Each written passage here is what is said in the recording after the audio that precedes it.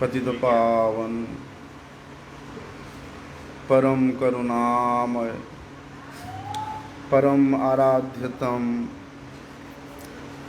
गुरुपाद पद्म नित्य लीला प्रविष्ट ओम विष्णुपाद परमहंस परिव्राजकाचार्य अष्टोत्तर शत श्रीमद् शिल भक्ति वल्लभ तीर्थ गोस्वामी शिल गुरु महाराज जी के श्री चरण कमल में अनंत कोटि साष्टांग दंडवत प्रणाम करते हुए उनकी अहेतु की कृपा प्रार्थना करता हूँ।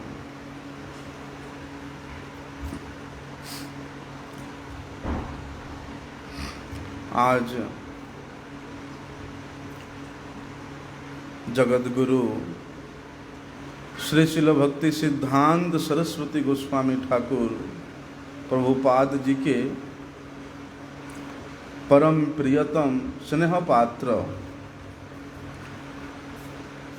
नित्य लीला प्रविष्ट ओम विष्णुपाद परमहंस परिव्राजकाचार्य अष्टोत्तर शत श्रीमद्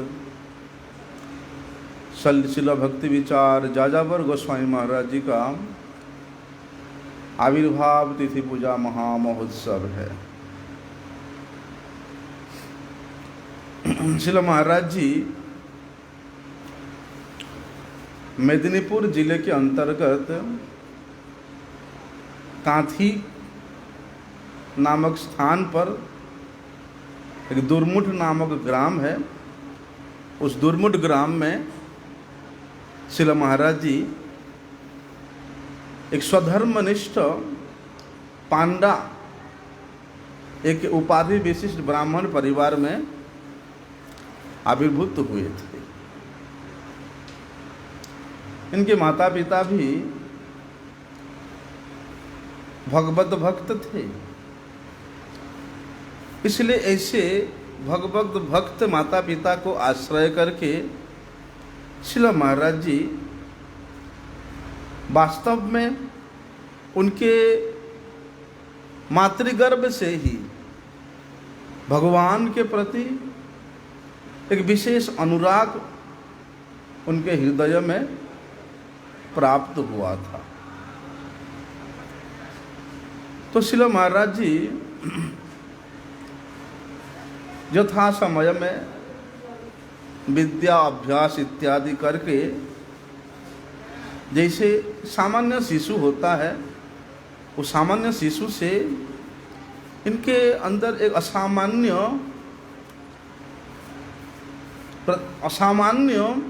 एक प्रतिभा था और उनके ऐसे प्रतिभा को देख करके उनके स्कूल के जो अभिभावक थे, शिक्षक थे, सब के सब मुग्ध हो जाते थे। ऐसे कई वर्ष तक विद्या अध्ययन करते करते स्वतः ही उनके हृदय में भगवान के भजन करने के लिए एक अपने आप उनका स्पृहा जागृत हुआ और जिस स्पृहा के कारण वे भगवान से प्रेरित होकर के ही भगवत प्रेरित होकर के ही श्री पुरुषोत्तम धाम में वहाँ उपस्थित हुए। वहाँ पर जगन्नाथ जी के अशेष कृपा से उनके चिरईप्सित उनके गुरुदेव के श्री चरण को दर्शन करने का, श्री चरण का आश्रय करने का सौभाग्य प्राप्त हुआ था। क्योंकि भगवान श्री हरि वे वांछा कल्पतरु है, जो भी वांछा लेकर के इच्छा लेकर के भगवत पाद पद्मों का चिंतन करता है, भगवान अवश्य उसके वांछा को पूर्ण करते हैं। अपूर्ण रूप से कदापि भगवान रखते नहीं है, जितना शीघ्र हो सके उसको पूर्ण कर देते हैं। ऐसा तो शिल महाराज जी इनके पूर्वज मूल रूप से ओडिशा के थे परंतु इनके पितामह बाद में स्थानांतरित होने के कारण ये फिर पश्चिम बंगाल में मेदिनीपुर जिला के अंतर्गत ये दुर्मुठ नामक ग्राम में आ गए थे। इसलिए इसी ग्राम में ही शिला महाराज जी का प्रकट हुआ था। इनका नाम था श्री सर्वेश्वर पांडा। श्री जगन्नाथपुरी में श्रील प्रभुपाद भक्ति सिद्धांत सरस्वती गोस्वामी ठाकुर उनके आश्रित एक जन सन्यासी, नाम था श्रील भक्ति प्रसून बोधायन गोस्वामी महाराज। उनके साथ श्री जगन्नाथपुरी में ये सर्वेश्वर पांडा का भेंट हुआ। तो श्रीमद् भक्ति प्रसून बोधायन गोस्वामी महाराज जी ने श्रील प्रभुपाद के शिष्याओं के विषय में, श्रील प्रभुपाद के महिमा को सर्वेश्वर पांडा के समक्ष बोलते थे। और श्रील महाराज जी के मुख से इस प्रकार प्रभुपाद जी के तत्वगत, सिद्धांतगत और उनके अतिमर्त्य चरित्र को श्रवण करके सर्वेश्वर पंडा श्रील प्रभुपाद जी के चरणों की आश्रय ग्रहण किया। उसके बाद उनके दीक्षा होने के पश्चात साल 1926 में इनका दीक्षा हुआ था। दीक्षा होने के पश्चात उनका नाम हुआ था श्री सर्वेश्वर दास ब्रह्मचारी। तो जब वे मठ में एक ब्रह्मचारी के रूप में, मठवासी के रूप में वास कर रहे थे, उस समय का एक अत्यंत प्रसिद्ध और प्रतिष्ठित ज्योतिषी, वे ज्योतिषी ये सर्वेश्वर ब्रह्मचारी का और एक अन्य ब्रह्मचारी का हस्तरेखाओं को देख करके वे अति दृढ़तापूर्वक कहते हैं कि तुम दोनों का विवाह होकर ही रहेगा और तुम गृहस्थ आश्रम में प्रवेश करोगे ही करोगे, कोई भी उसे नहीं टाल सकता। ऐसा वे ज्योतिषी दोनों ब्रह्मचारियों को कहा। अभी श्री सर्वेश्वर ब्रह्मचारी कीर्तन करने में बड़े निपुण थे। गौड़ीय वैष्णव सिद्धांत में जिस प्रकार से उन्होंने गहन अध्ययन किया और गौड़ीय वैष्णव सिद्धांत के प्रत्येक तत्व को उन्होंने हृदयंगम किया और उनके इस प्रकार सुंदर कीर्तन को, सत चरित्र को, निष्ठायुक्त सेवा को और गौड़ीय तत्व में निपुणता को देख करके श्रील प्रभुपाद जी ने उस नवयुवक ब्रह्मचारी को संन्यास देने के लिए इच्छा प्रकाश किया। किंतु श्री सर्वेश्वर ब्रह्मचारी उस ज्योतिषी के भविष्यवाणी को सोच करके भी भयभीत हो जाते थे कि कहीं संन्यास लेने के बाद कहीं वो जो कि सुप्त अवस्था में जो कामना हृदय में है, जिस प्रकार से वो ज्योतिषी ने कहा, अगर संन्यास लेने के पश्चात वो काम जागरित हो गया तो मैं तो फिर कहीं का नहीं रहूंगा। इसलिए यद्यपि श्रील प्रभुपाद जी ने कई बार उनको इशारा किया था उनकी योग्यता को देख करके कि इसको संन्यास दे देना चाहिए, लेकिन उस ज्योतिषी के ऐसी विवाह प्रसंग को सुन करके वे संन्यास लेने में थोड़ा सा अरुचि युक्त होकर के श्रील प्रभुपाद जी से कहते हैं कि आपकी इच्छा है संन्यास का, लेकिन अभी ऐसा ऐसा ज्योतिष ने बताया। तो श्रील प्रभुपाद जी कहते हैं संन्यास का अर्थ क्या है कि संपूर्ण रूप से श्री कृष्ण के चरणों में शरणागत होना, शरीर से, मन से, वाणी से, स्वयं के स्वार्थ के लिए लेश मात्र भी चिंता नहीं करना। तो भगवान श्री कृष्ण के उस अभय चरणार बिंद में शरण लेने के लिए, परिपूर्ण रूप से शरण लेने के लिए तुम भय कर रहे हो। कैसा भय है?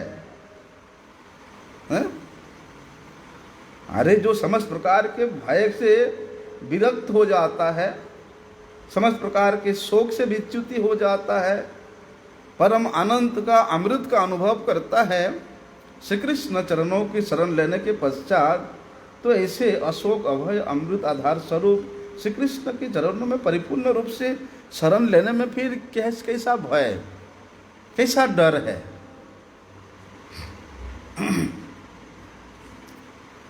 तो श्री सर्वेश्वर ब्रह्मचारी ने 1936 में श्रील प्रभुपाद जी से संन्यास ग्रहण किया था, और श्रील प्रभुपाद जी के ये अंतिम सन्यासी शिष्य थे।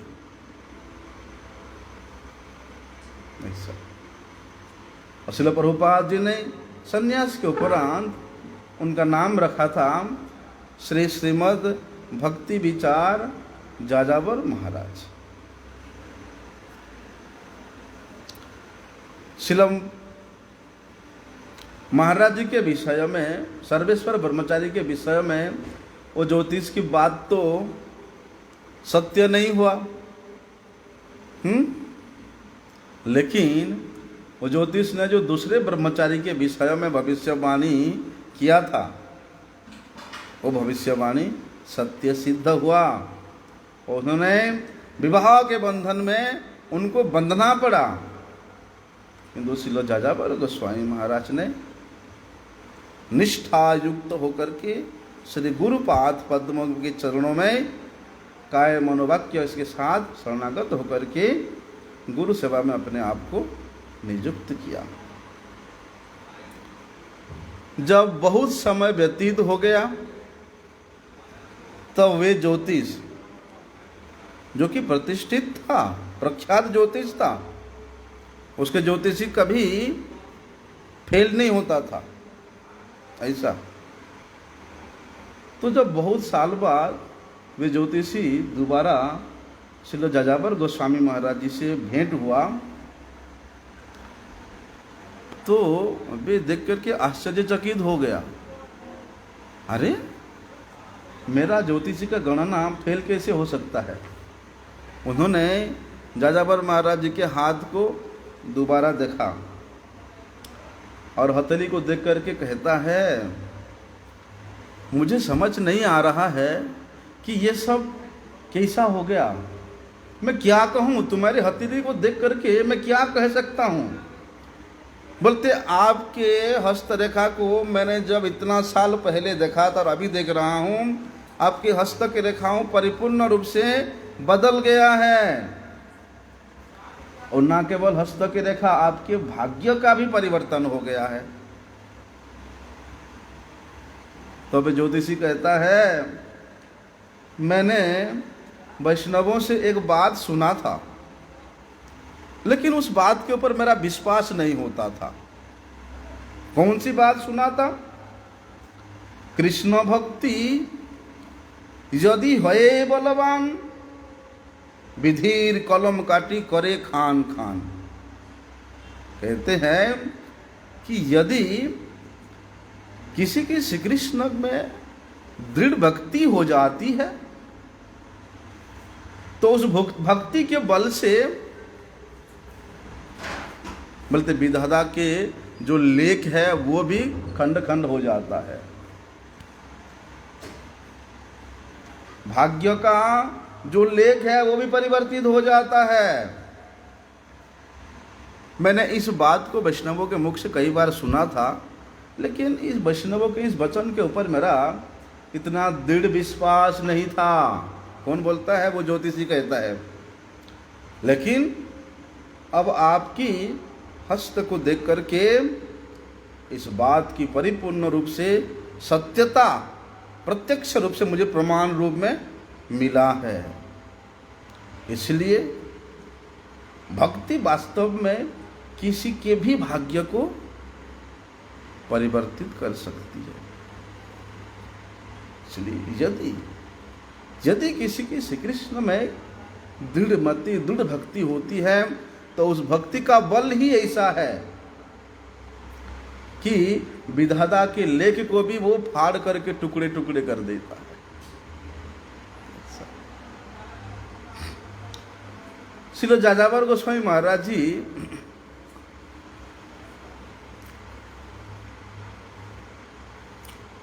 भविष्य में क्या होने वाला है,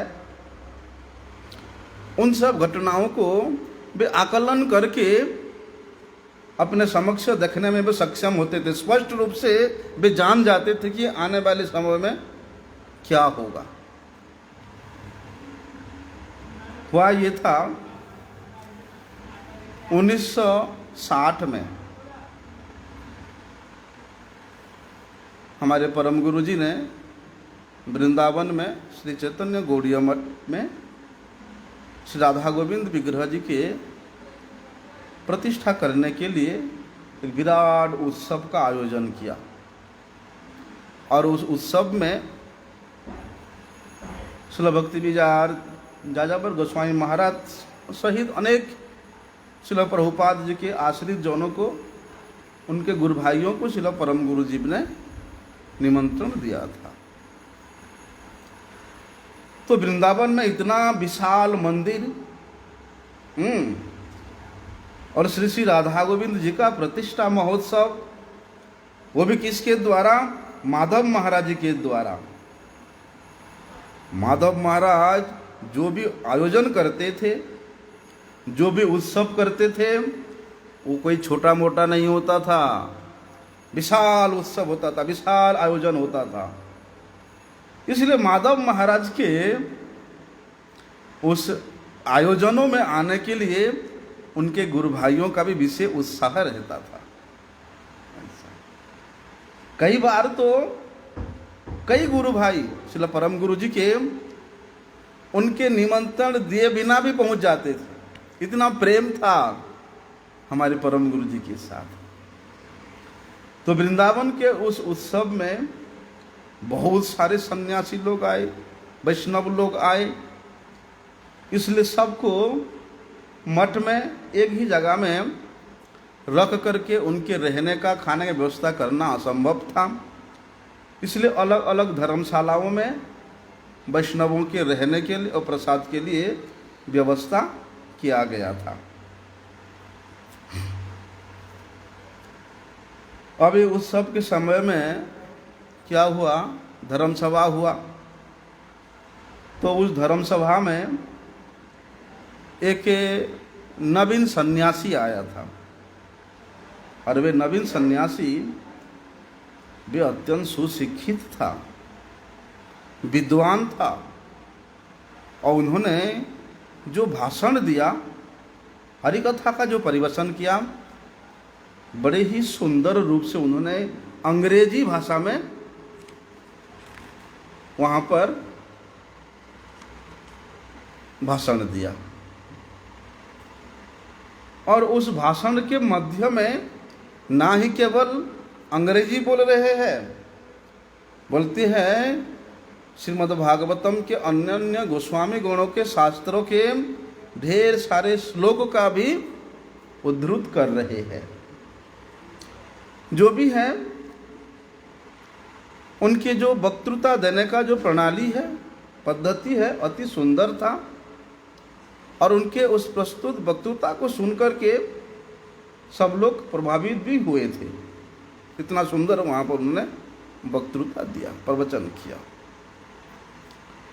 अभी अगले दिन जिस धर्मशाला में श्रील जाजावर गोस्वामी महाराज और अन्य वैष्णवगण ठहरे हुए थे, वहाँ पर श्रील भक्ति विकास ऋषिकेश गोस्वामी महाराज, वे भी प्रभुपाद जी के आश्रित थे,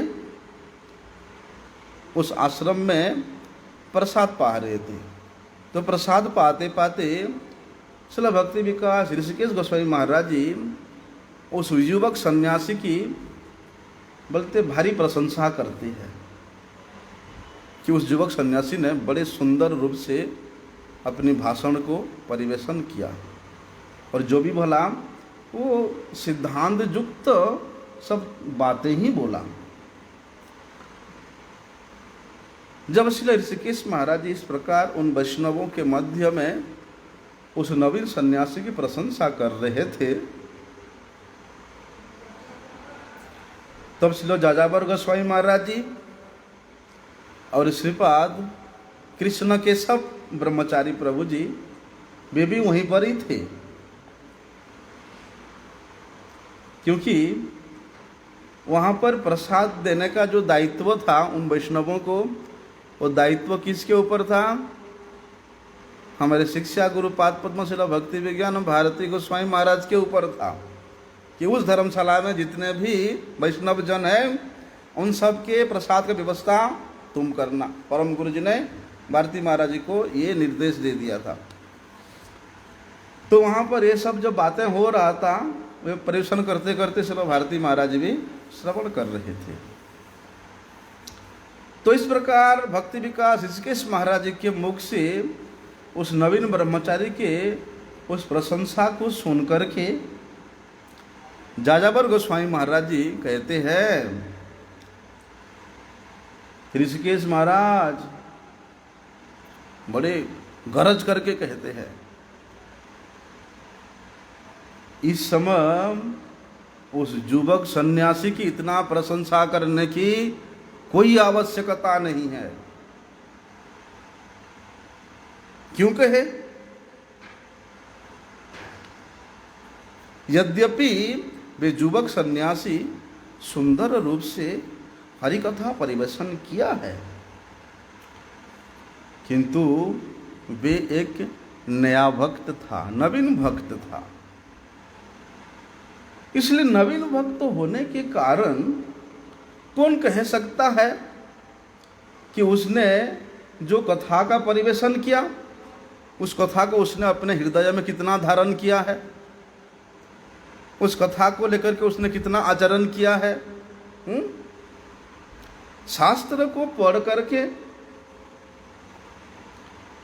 पांडित्य अर्जन करके विद्वता को प्राप्ति करके हरिकथा बोलना एक अलग बात है, और भगवत कृपा को भगवत तत्व को हृदयंगम करके अनुभव करके गुरु कृपा से हरिकथा बोलना वे एक अलग कथा है।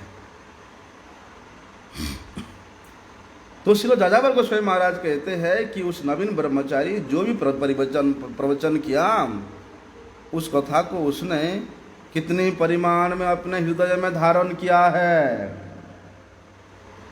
उसको पालन करने में उसने कितना दृढ़ है। बोलते पहले उसे वैष्णव जगत में जीने तो दो। प्रशंसा करने के लिए भी बहुत समय है, ऐसा श्री जाजावर गोस्वामी महाराज कहते हैं। एक बंगाली कहावत है, मोरले यदि उड़ले छाई, मोरले यदि उड़ले छाई तबे सतीर गुण गाई। बुझलें दादू? बोलते हैं, बोलते किसी सती स्त्री के सतीत्व का तब तक गुणगान नहीं करना चाहिए जब तक कि उसकी मृत्यु के बाद उसका संस्कार के बाद उसके शरीर के राग उड़ ना जाए, तब तक उसके सतीत्व की प्रशंसा नहीं करना चाहिए। बोलते इस प्रकार जब तक कोई व्यक्ति संपूर्ण जीवन उचित आचरण और शिष्टता का प्रदर्शन नहीं करता है, केवल मात्र उसके सुंदर सुंदर कथा को सुन करके उसके इस प्रकार बाहिक गुणों को देख करके उसकी प्रशंसा करना बुद्धिमानी का काम नहीं है। जो सांसारिक विद्वान होते हैं वो भी तो अच्छा बोलते हैं। आप देखो, टीवी खोल के देखो, संस्कार चैनल, श्रद्धा चैनल, बोलने में निपुण है सब लोग। ऐसा कथा बोलेंगे, ऐसा कीर्तन करेंगे कि सब लोग मोहित हो जाते हैं। लेकिन उस कथा से, उस कीर्तन से कितने लोगों का मंगल होता है, कितने लोगों को वे लोग हृदय से आकर्षण कर पाते हैं, वो देखने वाली बात होता है।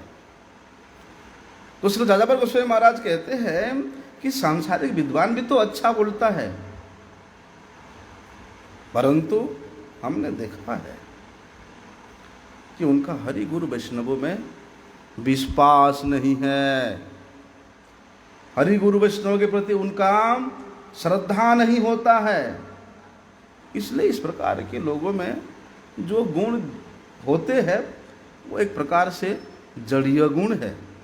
चाहे वो हरि कथा ही करे, भागवत कथा ही करे, हरि कीर्तन ही करे, लेकिन एक प्रकार से वो जड़ीय गुण है।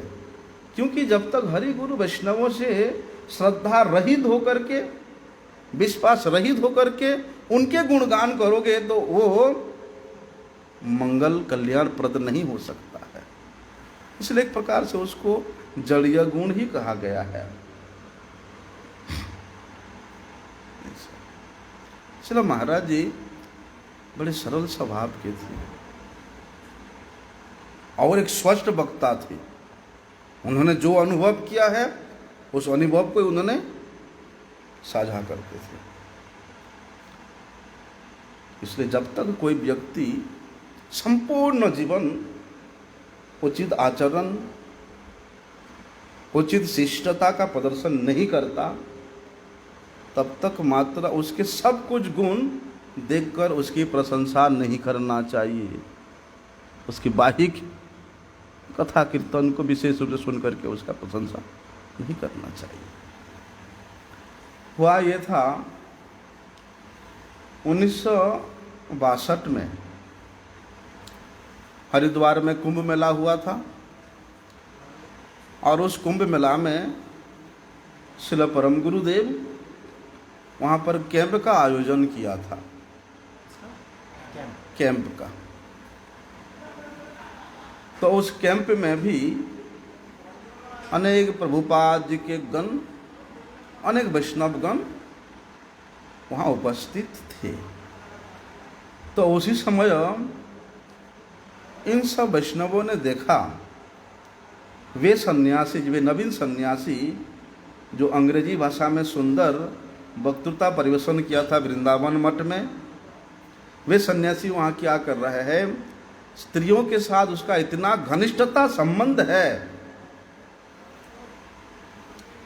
बोलते उन स्त्रियों के साथ बैठ करके हमेशा वे हा हा ही हु यही कर रहा है।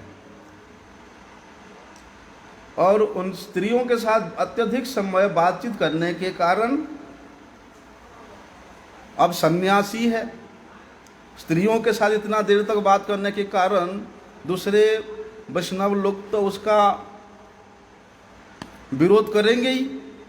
जब विरोध हुआ, उस नवीन सन्यासी ने, वो सुशिक्षित विद्वान सन्यासी ने, बोलते गौड़ीय मठ को ही छोड़ दिया, गौड़ीय मठ के भक्तों को ही छोड़ दिया, त्याग कर दिया। और उसने गौड़ीय मठ के वैष्णवों का निंदा करना शुरू कर दिया। इसलिए श्री जाजापर गोस्वामी महाराज जी तभी बोल दिए थे कि इस प्रकार उसका गुणगान करना ठीक नहीं है। एक समय श्री जाजापर गोस्वामी महाराज जी कालना गए थे। कालना गया है? आप गया? तो वहाँ पर उस कालना में एक अनंत वासुदेव जी का मंदिर है, अंबिका कालना।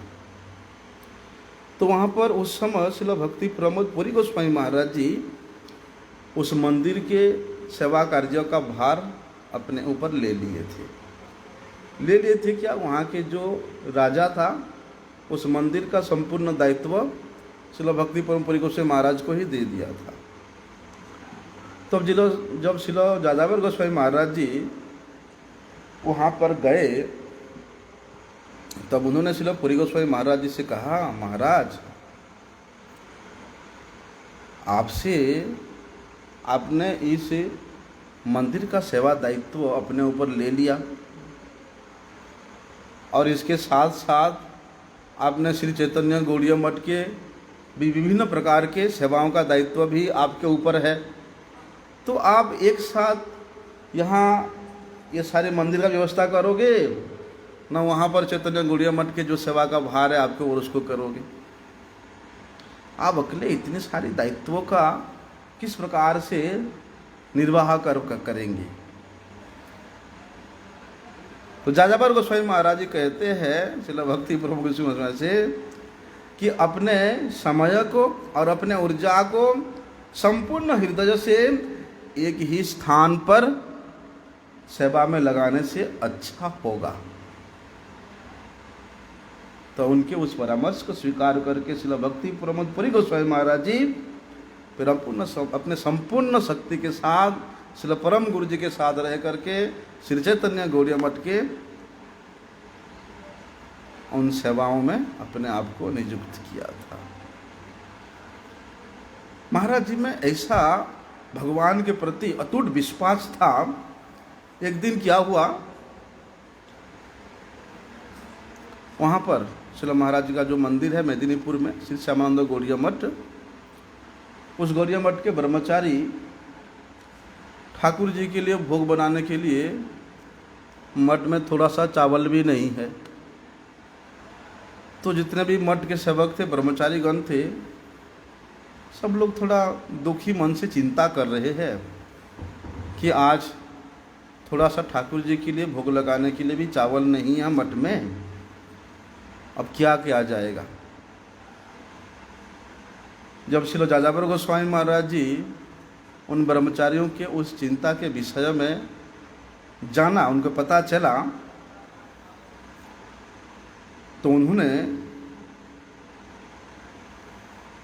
कहा कि देखो आप लोग कोई चिंता मत करो, भगवान का जैसा विधान है ऐसा ही होगा, आप लोग चिंता मत करो। ऐसा कर करके उन्होंने जो मंदिर का गेट है, आश्रम का मठ का जो गेट है, अंदर से ही ताला लगा दिया हैं। सब वैष्णव अंदर है और मेन गेट को अंदर से ताला लगा करके श्रील महाराज जी चाबी अपने पास रख करके सारे ब्रह्मचारियों को बोला कि आप लोग भगवान के प्रसन्नता के लिए उनके कीर्तन करो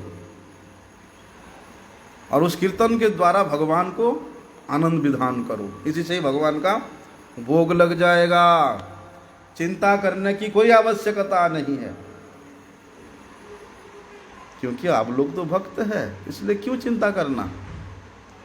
इसके बाद श्रील महाराज जी समस्त ब्रह्मचारियों को वहाँ मंदिर के सामने हॉल में संकीर्तन करने में लगा दिया और स्वयं ऊपर में अपने कमरे में जा कर के वहाँ भी वे अकेले में कीर्तन करने लगे, हरिनाम करने लगे। अभी हुआ ये, कुछ समय बाद एक व्यक्ति रिक्शा में मंदिर के गेट के पास आया और गेट के पास वो गेट को खोलने के लिए बार बार बुला रहा है, बार बार गेट को ठक ठक ठक ठक कर रहे हैं। लेकिन ब्रह्मचारी लोग इतना जोर से कीर्तन कर रहे हैं, मृदंग बज रहा है, करताल बज रहा है, कि वो व्यक्ति इतना देर से वो गेट में आवाज़ लगा रहा है, गेट खोलो बोल के, किसी के कान में सुनाई नहीं दे रहे। तब श्रील महाराज जी ऊपर से हरिनाम करते करते देखते हैं कि एक व्यक्ति गेट के पास आया है और बार बार बुला रहा है। तो जिस कीर्तन शुरू हुआ था, उस कीर्तन जब समाप्त हुआ, तब श्रील महाराज जी ने मेन गेट का चाबी तो ऊपर ले गए थे, वो चाबी को नीचे डाल करके फेंक करके कहते हैं, गेट खोलो, देखो कोई गेट पे आया है। जब ब्रह्मचारी ने गेट खोला तो देखता है एक रिक्शा वाला खड़ा है और उस रिक्शा में एक बोरी चावल, तब एक बोरी मतलब 100 किलो होता था, हैं? एक बोरी चावल आजकल तो 25 किलो होता है, और रसोई के लिए ढेर सारे सामान और रिक्शा में लदा हुआ है। उस व्यक्ति ने उन ब्रह्मचारियों की सहायता से सारी सामान मठ के अंदर लिया। तब ब्रह्मचारियों ने पूछा कि ये सब सामान किसने भेजा है? तो भी रिक्शा वाला बोलता है, मुझे भी नहीं पता किसने भेजा है, लेकिन एक व्यक्ति आया और उसने मुझे ये सारी सामग्री को मठ में पहुंचाने के लिए बोला। और इतना ही नहीं, उसने मुझे मेरे रिक्शा का किराया भी दिया, भाड़ा भी दिया। मैं ले आया यहाँ पर।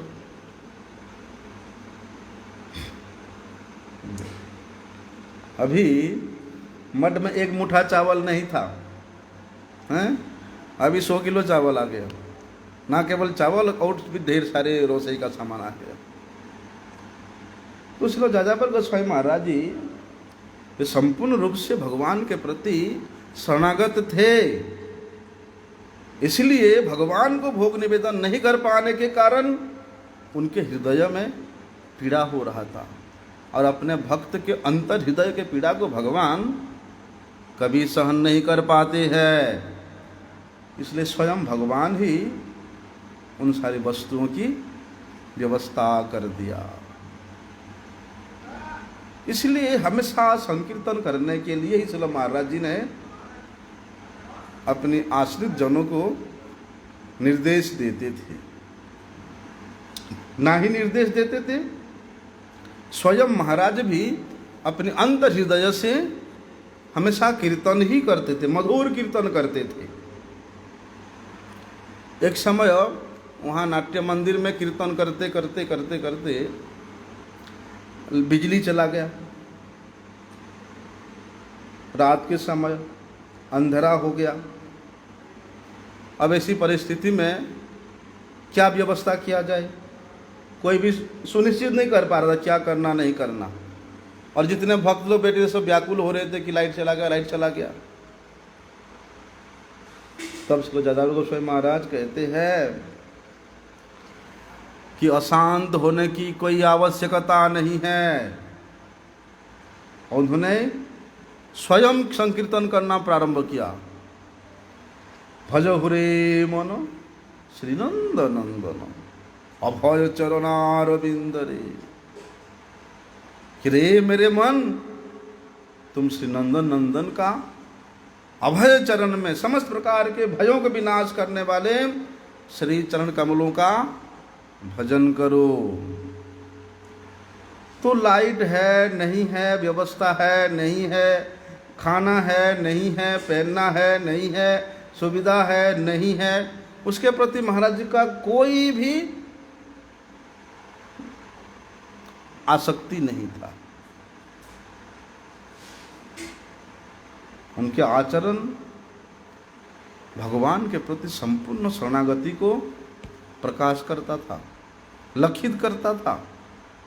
इसीलिए कभी कभी किसी वस्तु के लिए वे चिंता नहीं करते थे, कभी किसी वस्तु के लिए चिंता नहीं करते थे, और ना ही चाहते थे,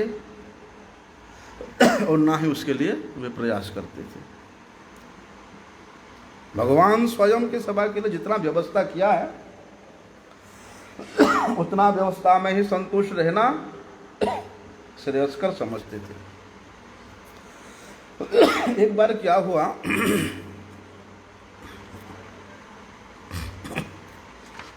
मठ के ही एक सेवक था, उसके उंगली में चोट लगा था। चोट काफ़ी पुराना था और वो सड़ रहा था, उसमें संक्रमण हो रहा था। तो उन्होंने डॉक्टर को दिखाया। डॉक्टर बोलता है कि देखो आपके उंगली में संक्रमण हो रहा है, इसलिए इसको जल्दी से जल्दी ऑपरेशन करना पड़ेगा। ऑपरेशन मतलब उंगली को काट के अलग करना पड़ेगा। अभी वही सेवक कुछ दिन बाद फिर उस डॉक्टर के पास जाते हैं, तो डॉक्टर ने उनको 2 दिन बाद आने के लिए बोलते हैं कि आपका ऑपरेशन होगा, आपका उंगली को काट के अलग करना पड़ेगा। अभी उस डॉक्टर के पास जाने से पहले वो सेवक श्रील जाजावर गोस्वामी महाराज जी के पास प्रणाम करने के लिए गया। प्रणाम करने के बाद वो बताया है, महाराज जी, गुरु जी, आज मेरा उंगली का ऑपरेशन होगा और डॉक्टर बोलता है कि उंगली को काट के अलग करना पड़ेगा। तो उसके बाद को सुनकर के श्रील महाराज जी कहते हैं, तुमने अवश्य ही कहीं ना कहीं वैष्णव अपराध किया है, जिसके परिणाम स्वरूप तुमको अपनी उंगली गंवानी पड़ रही है। तुम जितना जल्दी हो सके उस वैष्णव के पास जाओ जिस वैष्णव के चरणों में तुमने अपराध किया है, उनसे क्षमा प्रार्थना करो। तो वे भक्त गंभीर होकर के श्रील महाराज जी के उस बात को स्वीकार करता है और कहता है, हाँ, मैंने कुछ साल पहले एक शुद्ध भक्त के चरणों में अपराध किया था, किंतु अभी तो वो भक्त है नहीं, वे तो शरीर को त्याग करके चले गए। अब मैं कैसे उनसे क्षमा प्रार्थना करूं? तब श्री जाजावर गोस्वामी महाराज कहते हैं कि जिस स्थान पर उस भक्त का दाह संस्कार हुआ था, उस स्थान पर जाकर के उनसे कातर पूर्वक क्षमा प्रार्थना करो। जिस स्थान पर उनका दाह संस्कार हुआ था, उस स्थान पे जाकर के उनसे क्षमा प्रार्थना करो। देखो, वैष्णव का प्रत्येक क्रिया, प्रत्येक मुद्रा, उनका प्रत्येक चिंता चिन्मय होता है। अगर चिन्मय नहीं होता उनके शरीर, तो श्रील महाराज जी क्यों कहते कि जहाँ पर उनके शरीर का संस्कार हुआ था उस जगह पे जाओ, हैं? बोलते किसी ना किसी प्रकार से साधुओं के, वैष्णवों के संस्पर्श में आकर के उनसे कृपा प्रार्थना करने से वे कृपा करते हैं। ऐसा तो उस भक्त ने क्या क्या महाराज जी ने जिस प्रकार से निर्देश दिया था, उस निर्देश के अनुसार उन्होंने उस स्थान पर जाकर के अपने सिर को रगड़ रगड़ के वहाँ पर प्रार्थना किया, क्षमा प्रार्थना किया। और उसके बाद फिर उसने उस डॉक्टर के पास गया। अभी डॉक्टर उसके उंगली की अवस्था को देख करके बड़े आश्चर्य हो गया और कहता है कि अभी तो 3 दिन पहले देखा था आपके उंगली में इतना ज़्यादा संक्रमण हो रहा था और उसका यही लास्ट उपचार था कि उसको काट के अलग करना ही पड़ेगा, लेकिन ये 2 दिन में आपने इसका कौन सा दवाई लगाया कि ये इतना अच्छा हो गया है, हैं? कौन सा दवाई लगाया? तो उस भक्त कहता है, डॉक्टर साहब, मैंने तो इसमें कोई दवाई लगाया ही नहीं।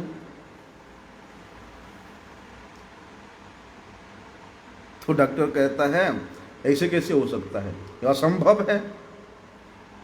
2 दिन पहले तो मैंने ऐसा परीक्षण किया था कि आपकी उंगली को काटने को छोड़ करके और दूसरा कोई विकल्प ही नहीं था, किंतु अब 2 दिन बाद ऐसा अच्छा हो गया कि मैं सोच भी नहीं सकता हूँ। आपका हाथ तो अपने आप ठीक हो रहा है, ठीक हो जाएगा, ऑपरेशन करने की कोई आवश्यकता नहीं। तो देखो, कौन है सर्वशक्तिमान चिकित्सक? वैष्णव है, गुरुदेव है। गुरुदेव ने उसको निर्देश दिया कि वहां जाकर के तुम क्षमा प्रार्थना करो, उसके उंगली बच गया। एक बार क्या हुआ, जब भी नवद्वीप परिक्रमा होता था, सारी प्रभुपाद जी का प्रकट के बाद की बात बोल रहा हूँ, तो सारे गुरु भाइयों ने अपने अपने मठ के परिक्रमा निकालते थे और परिक्रमा के अंतिम दिन सब लोग जाकर के नवद्वीप में, कुलद्वीप में शिल भक्ति रक्षक श्रीधर देव गोस्वामी महाराज जी के मठ में सब लोग एकत्रित होते थे और वहाँ सब लोग प्रसाद सेवन करते थे।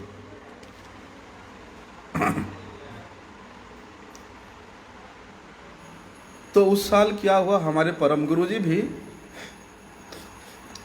वहाँ पर अपने गुरु भाइयों के मंडली में उपस्थित थे और वहाँ पर परम गुरु जी ने अपने सब गुरु भाइयों को ये अवगत कराया कि देखिए, जगन्नाथपुरी में श्रील प्रभुपाद जी के जो जन्मस्थली है उसको संग्रह करने का सुअवसर हम लोगों के हाथ में आया है, इसलिए ऐसे अवसर को हम लोगों को व्यर्थ नहीं गंवाना चाहिए। और श्रील परम गुरु जी ने सब गुरु भाइयों को एक सुझाव दिया कि हम सब लोग मिल करके हमारे गुरु जी के आविर्भाव स्थली अर्थात श्रील प्रभुपाद जी के आविर्भाव स्थान को हम लोग खरीद लें, उसका उद्धार करें।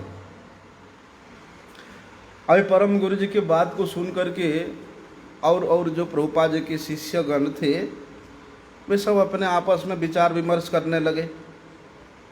कुछ गुरु भ्राताओं ने तो यहाँ तक कहा कि हम लोग अपने जितना समर्थ है उस समर्थ के अनुसार हम थोड़ा सा धन प्रदान करेंगे, किंतु उन्होंने जितना धन प्रदान करने की बात कहा था बोलते और वहाँ जितना अब धन की आवश्यकता था उसको उद्धार करने में, उन किराएदारों को देकर के भगाने में,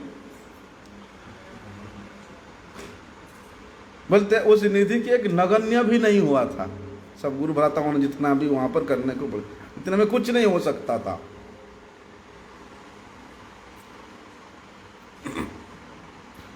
तब श्रील परम गुरु जी देखते हैं वहाँ इतनी सारी धन की आवश्यकता है और इतनी नगण्य सी धन में वहाँ क्या हो सकता है।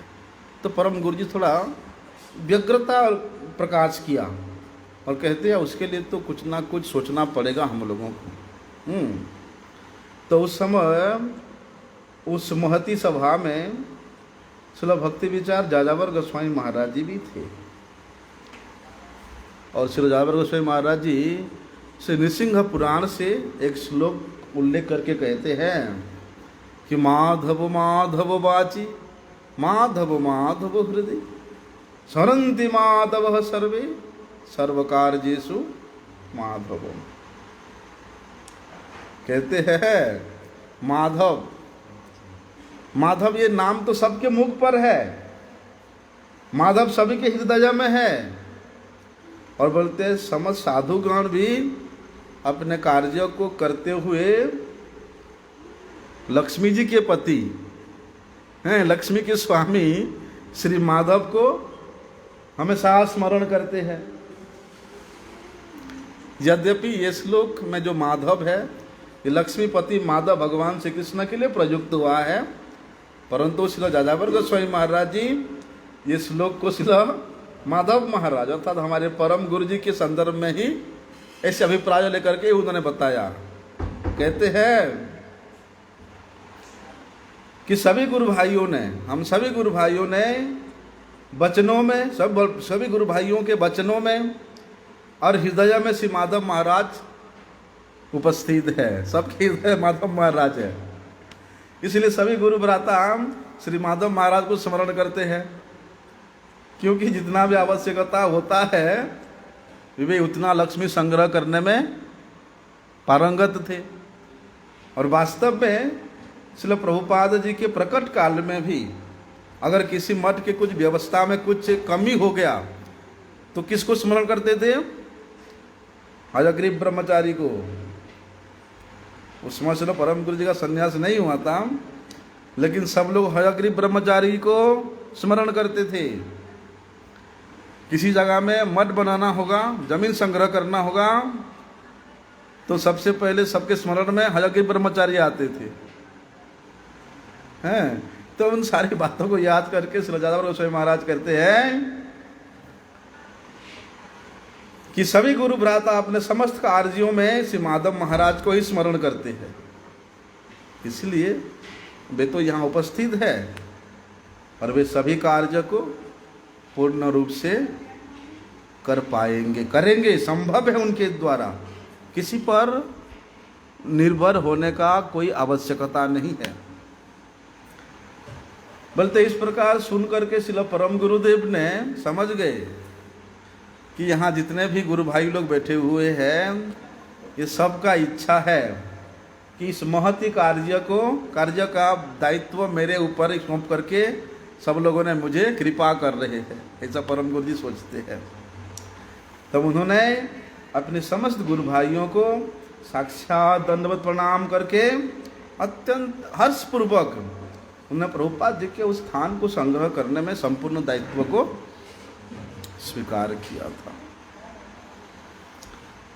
बोलते हैं श्रील प्रभुपाद जी के उस आविर्भाव स्थली को उद्धार करने के बाद जब वहाँ मठ का निर्माण हुआ, तब श्रील परम गुरु जी उसी वर्ष ही 1979 में ही 1979 में श्रील परम गुरु जी का अप्रकट भी हुआ था। अप्रकट होने के कुछ महीना पहले ही उसी जगन्नाथपुरी में श्रील प्रभुपाद जी के आविर्भाव तिथि के उपलक्ष्य में उन्होंने एक उत्सव का आयोजन किया था। और उस उत्सव में श्रील परम गुरुदेव ने अपने समस्त गुरु भ्राताओं को पत्र लिख करके भेजा था। किसी कारणवश जाजावर गोस्वामी महाराज का की तरफ से कोई उधर से कोई उत्तर नहीं आया। शायद उनके पास परम गुरु जी के द्वारा लिखित पत्र नहीं पहुंचा होगा, कुछ गड़बड़ हो गया होगा। और उसमें से परम गुरुदेव ने उस पत्र में लिखते थे, कृपया इस उत्सव में आप सब लोग उपस्थित होकर के हमें आशीर्वाद प्रदान करें, ऐसा परम गुरु जी उन पत्रों में लिखते थे। तो जब श्री जाजावर गोस्वामी महाराज की तरफ से कोई प्रत्युत्तर नहीं था, तब श्री परम गुरु जी ने उनको होता ना वो तार के माध्यम से पहले भेजते थे। क्या होता था पता है आपको?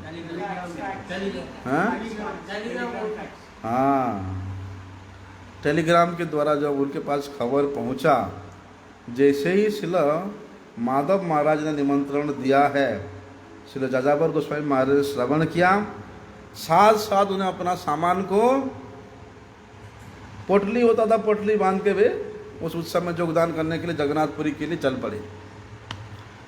अभी बात ये है, साधारणतः देखने को मिलता है, हम लोग कहीं जाते हैं किसी मठ में, किसी आश्रम में या कहीं पर, तो सबसे पहले हम लोग ये जानना चाहते हैं कि हम अपना सामान को कहाँ पर रखें, है ना, कहाँ पर स्नान करें, कहाँ पर हमारे रहने का व्यवस्था हो।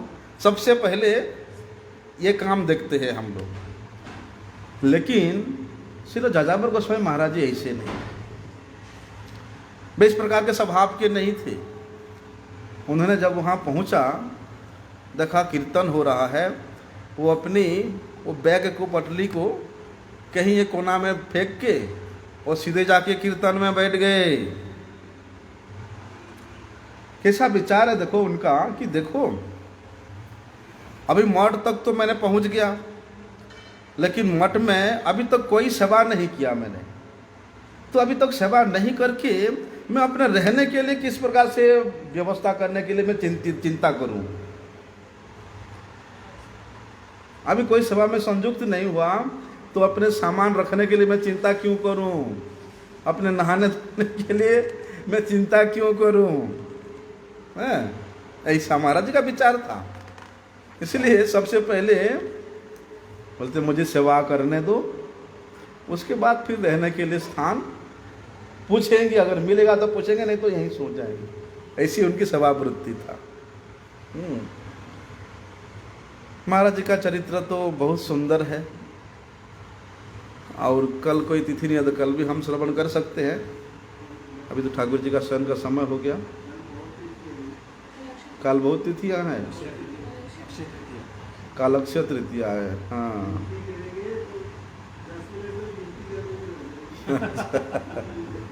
ठीक है, फिर कल के तिथि के भी समय श्रवण करेंगे। महाराज जी का चरित्र जो भी आधा रह गया उसको फिर महाराज जी के अभी